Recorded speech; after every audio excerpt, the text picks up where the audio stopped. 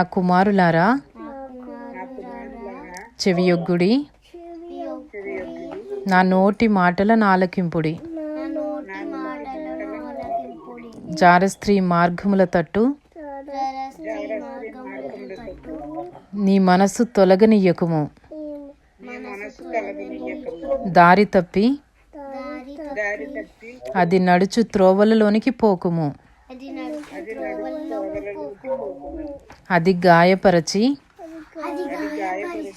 పడద్రోసిన వారు అనేకులు. అది చంపిన వారు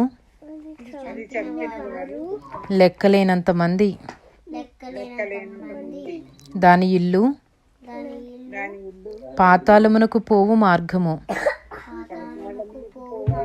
ఆ మార్గము మరణశాలలకు దిగిపోవు.